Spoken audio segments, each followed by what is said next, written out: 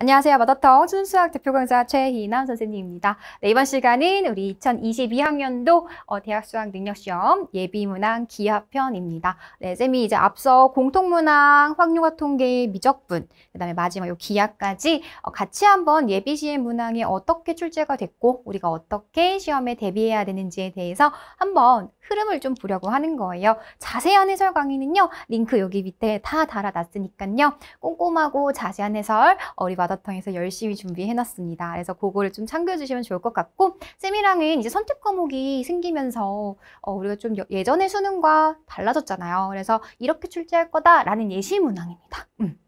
그래서 우리의 기하는요, 기하를 선택하는 우리 친구들 23번부터 30번까지 이제 기하 문항으로 구성이 되어 있을 거고요. 그래서 쌤이랑 어떻게 23번부터 30번이 출제가 됐는지 한번 문제의 흐름을 파악해보는 그런 시간이라고 생각해 주시면 좋을 것 같아요. 자, 일단 23번 한번 보도록 하겠습니다. 우리가 2점짜리 문제죠. 그쵸? 좌표 공간의 점을 x, z평면에 대해서 대칭 이동한다. 가장 기본적인 성질입니다. 네, 우리 XZ평면에 대해서 대칭 이동한 점 바로 세팅할 수 있어야 되겠죠. 네, 그 점에서 점과 점 사이의 거리, 공간상에서 점과 점 사이의 거리 공식을 써먹을 수 있느냐? 네, 쌤 계산은 안 할 겁니다. 여러분들 해설 강의는 링크로. 네, 그래서 굉장히 기본적인 개념인 거죠. 네, 가장 기본적인 공간에 대한 기본 도구들에 대해서 물어봤던 문제가 2점짜리로 출제되었었다라고 봐주시면 좋을 것 같아요. 자, 24번 한번 넘어가 보도록 할게요. 마찬가지로 이제 3점짜리긴 하지만 가장 기본적인 계산들을 물어보고 있었다. 좌표평면이에요. 이번엔 평면이 주어졌고요. 점 A와 그 다음에 원 C 위에 있는 임의의 점 P, C 위에 있는 점 P, 얘를 이제 어떻게 세팅을 할 것이냐. 뭐 점이라고 두겠죠. 평면이 있는 점인 거니까. 그랬을 때 OP, O는 문제에서 원점이라고 주어져 있습니다. 네, 주어져 있고요. 이 OP 벡터 크기의 제곱, 우리 벡터 크기 구할 수 있어야 되는 거죠. 얘도 가장 기본적인 내용이고요. 그 다음에 OA 벡터랑 OP 벡터가 주어졌을 때 걔네들의 내적값, 좌표로 주어졌을 때 내적을 표현할 수 있는 계산. 괜찮죠? X좌표끼리 곱하고 Y좌표끼리 곱해서 더해라. 그 기본적인 내용을 물어봤습니다. 네, 그래서 원시의 반지름의 길이를 구해봐라 라는 이제 굉장히 또 얘도 기본적인 문제였었어요. 하지만 이제 해석해야 되는 게 벡터 크기, 그 다음에 벡터 좌표로 주어졌을 때 어떻게 표현할 거고, 그 다음에 C의 반지름의 길이는 또 우리가 어떻게 접근할 것인지에 대한 3점짜리 문제가 출제됐습니다. 25번 한번 보도록 할게요.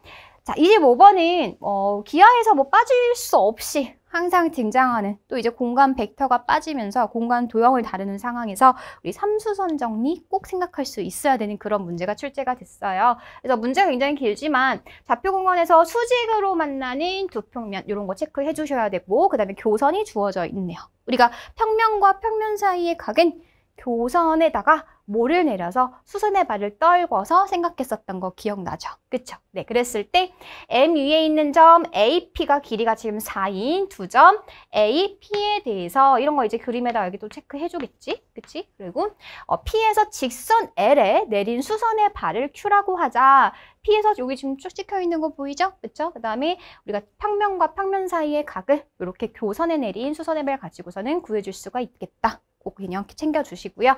네, PQ 길이가 얼마래요? PQ 길이가 지금 얘가 3이고 QB 길이가 또 얼마다? 얘가 4였었을 때 B가 아닌 점 B가 아닌 직선 N 위에 있는 점 C에 대해서 AB와 AC가 같다. 무슨 삼각형? 이등변 삼각형 등장했죠. 우리 이등변 삼각형 등장하면은 수선의 발 딱 떨궈주자 라고 한다면 수직 이등분 되는 그런 성질들도 꼭 기억해 주셔야 되고요. 그 다음에 우리 삼각형 ABC의 넓이를 구하기 위해서 어떻게 접근을 해야 되겠느냐. 3점짜리가 굉장히 기본적인 문제입니다. 여러분 수선의 발만 잘 떨궈주시면 삼수선 기본 정리, 우리 삼수선 정리 잘 생각해줘서 풀 수 있었던 어렵지 않았었던 문제가 되겠습니다. 26번 한번 가보도록 할게요. 좌표 평면에서 타원이 등장을 했네요. 여러분 타원이 우리가 알고 있는 그 일반형의 형태로 좀 고쳐놓고 시작하면 더 편하겠습니다. 우리 타원의 기본적인 형태는 여기 19가 아니라 보통 이제 1로 만들어 놓죠. 그래서 이 문제에서는 여러분들 요 19를 1로 바꿀 생각도 했으면 좋았을 것 같아. 맞죠? 그래서 19분의 뭐 x제곱, 그 다음에 19분의 3y제곱 요 형태에서 우리가 타원의 이제 초점이라든지 그 다음에 장축의 길이, 단축의 길이 이런 것도 생각할 수 있어야 되는 겁니다. 네, 그랬을 때 직선 L은 제1사분면 위에 있는 한 점에서 접한다. 이 직선은 무슨 직선이에요? 예, 바로 접선이죠. 네, 여러분 이 기하 파트가요, 교육과정이 바뀌면서 이 접선을 구하는 과정이 좀 많이 바뀌었어요. 음함수 미분법 이 부분이 이제 미적분 내용으로 옮겨지면서 우리가 이 접선을 구하는 과정이 굉장히 이제 판별식 가지고 우리 2차 방정식에서 판별식 했던 것처럼 유도로 해가지고 공식이 딱 나오게 됩니다. 네, 그래서 여러분들 그 공식만큼은 꼭 한번 기억을 해줬으면 좋겠고요.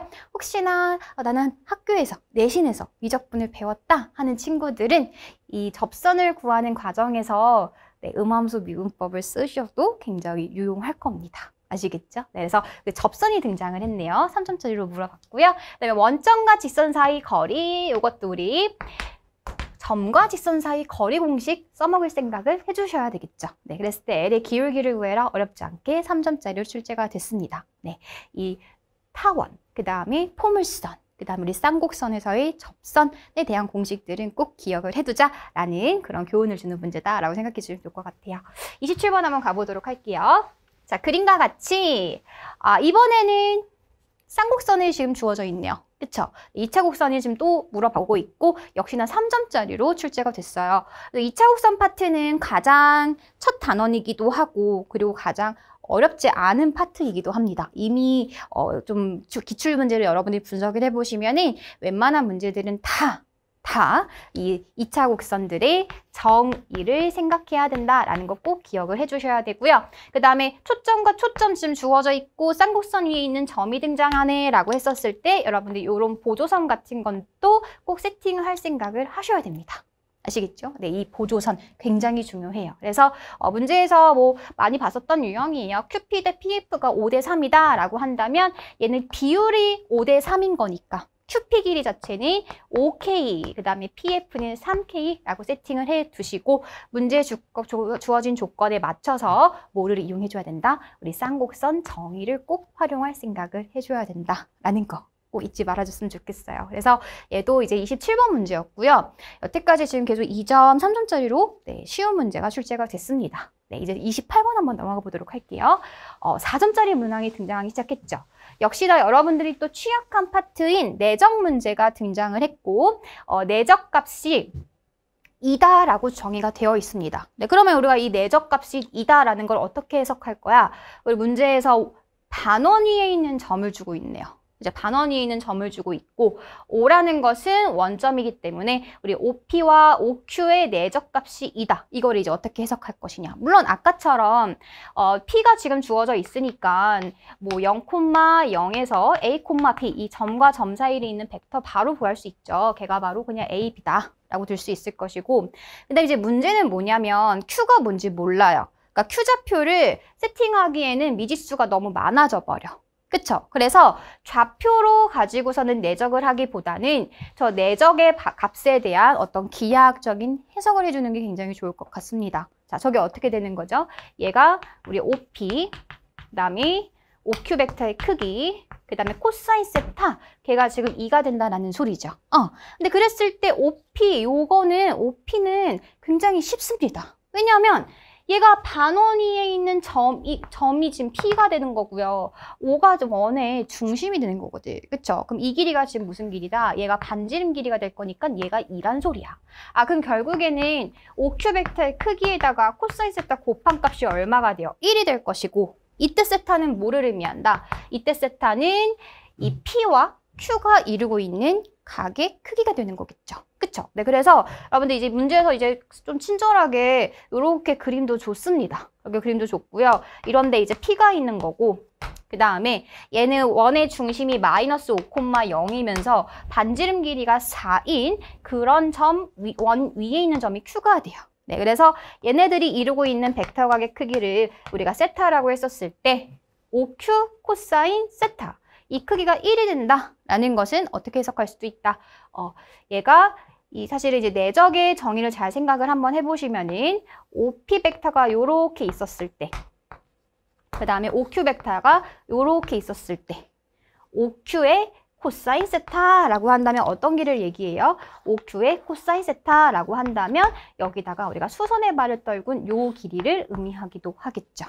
괜찮아요. 네, 그래서 걔가 1이 되는 그 상황이 반드시 하나가 돼야 돼 라는 거, 그거를 이제 해석해야 되는 네, 이제 4점짜리 문제가 출제가 되었습니다.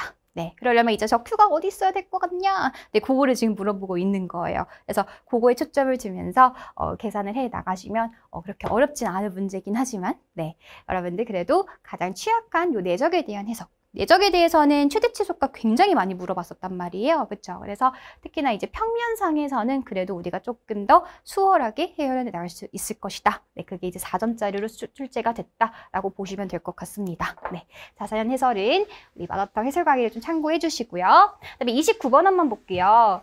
자, 29번 역시 초점이 F, P, 0인 포물선이 등장하고 있습니다. 여러분, 지금 우리 쌤이랑 같이 문제를 보면서 다 나왔어요. 타원도 나왔고요. 쌍곡선도 나왔고요. 마지막 포물선도 등장을 했습니다. 여기서 우리는 2차 곡선 요 세 가지에 대한 성질들 반드시 꼭 기억을 해주셔야 되고요. 그 다음에 아까도 쌤이 얘기했지만은 반드시 정의를 활용할 생각도 하셔야 되고, 그 다음에 초점이 있어. 초점이 있고 그 다음에 포물선이 주어져 있었을 때 이 포물선 위에 있는 요런 점들에 대해서 잘 체크를 해 놓으셔야 돼요.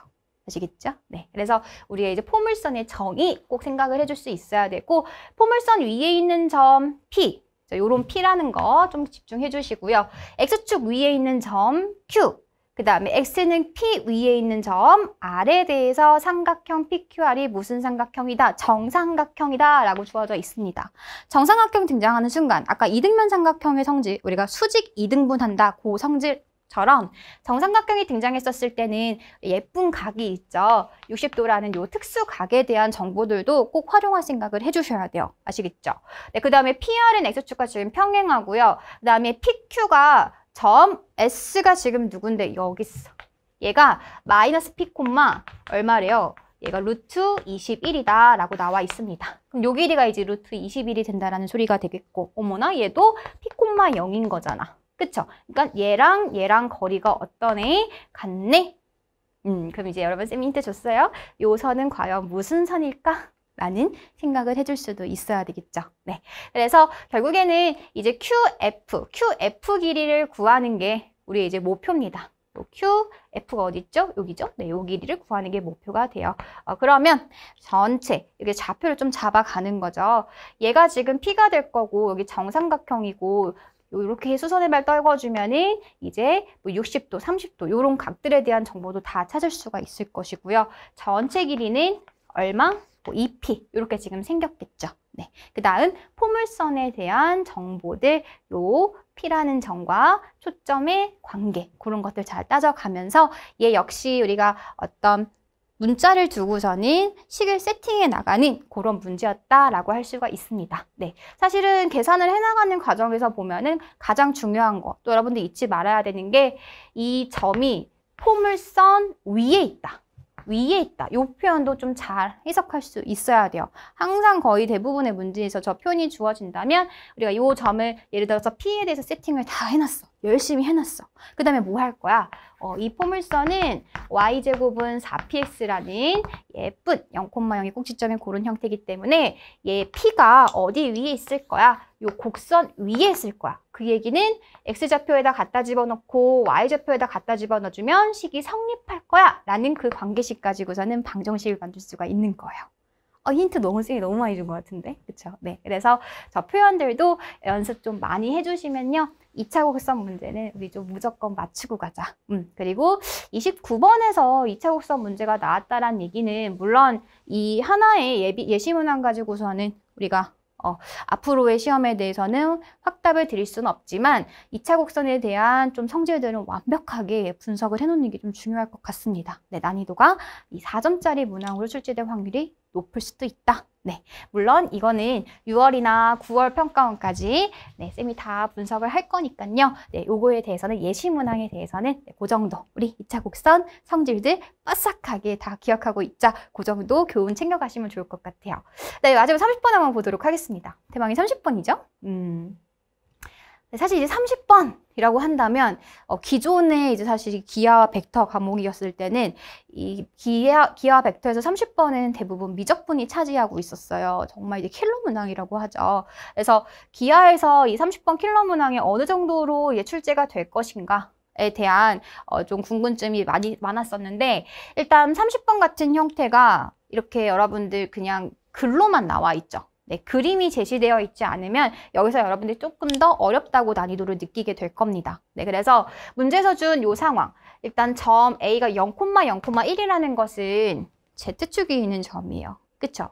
그런 점이라는 것도 읽을 수 있으면 좋았을 것 같고요. 걔를 지나는 직선이 있는데 중심이 3,4,5이고 반지름의 길이가 1인 9가 있대요. 네, 그래서 이 상황을 여러분들이 그림으로 조금 공간상에서 표현을 할 수 있느냐. 네. 그거를 표현하는 것 자체도, 이해를 하는 것 자체도 굉장히 이 30번 문항에서는 굉장히 중요한 포인트가 될 것 같습니다. 네. 그 다음, 한 점 P에서만 이제 만난다. 그랬을 때 ACP를 지나는 원이 있어요. 네, 원이 있고요. 그 원에 XY 평면 위로의 정사형 넓이. 그럼 우리가 이 원의 넓이를 좀 세팅할 수 있어야 될 것이고. 그쵸? 그 다음에 XY 평면의 정사형의 넓이인 거니까 우리 S 코사인 세타. 이 세타는 뭘 의미해요? 얘는 이제 원을 포함하는 평면과 그 다음에 XY 평면이 이루고 있는 각이 되겠죠. 그쵸? 그래서 그 정사형의 넓이가 언제 최대가 될 거니? 라고 문제는 굉장히 간단합니다. 네, 그래서 이 상황이 도대체 어떤 상황일까?